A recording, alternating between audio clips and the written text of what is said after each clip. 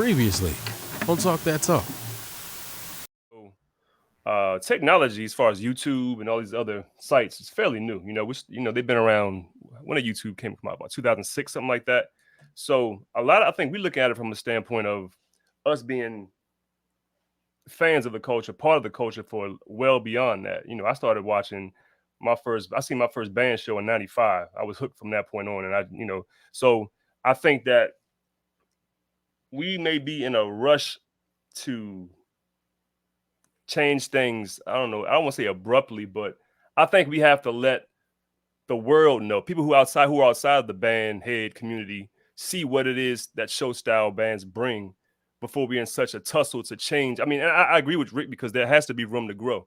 I get that. I agree with that point. But at the same time, if we have no cohesion as a culture, so to speak, from the grand scale, I mean, people looking at us from outside the band head community, they're gonna be like, they look crazy, they look wild. So I think once we do have that stronghold and we have more of these march kind of shows and drum lines and we become more of a household name I'm talking about globally, then I think there's a lot more room for growth.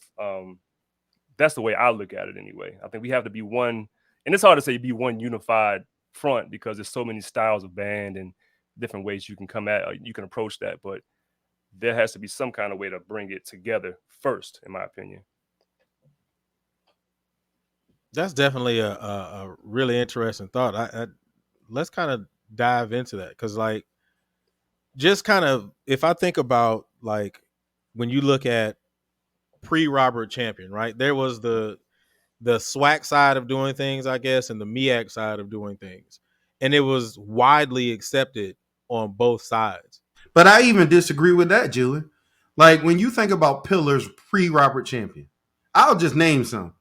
Tennessee State is not in a conference that would be considered an HBCU conference, but they've always been a band that people know.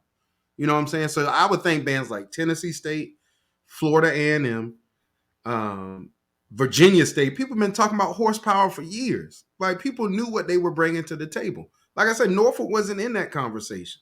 Southern, Jackson, there was like a group of like 5 to 6 bands that were like the pillar organization. That's what I model my band to either sound like or look like, bro.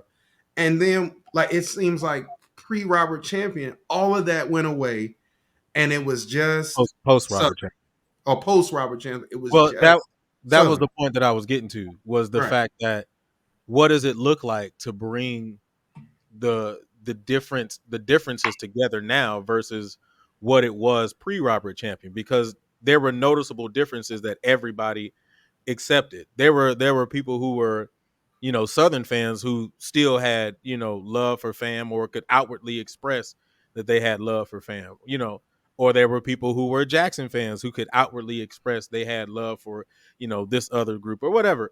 But it seems as though, it's like you either do it this way or it's just like not as widely accepted, if that makes sense. I go ahead and say it. I say it like this, y'all, man.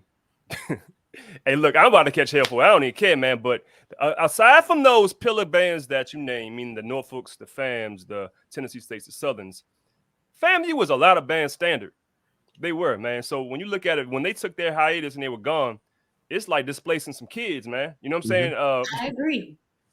So you got to look at it from, okay, we got, how long were they out the game? Like 4 or 5 years, 4 years, something like 5 years? Yeah, 3 or 4 years. Yeah. That's 3 or 4 years of just, now who's next? So bands are going to follow something because everybody can't be a pioneer. And that's just the truth. You know what I'm saying? Every band director don't have that Isaac Greggs or that William Foster, I'm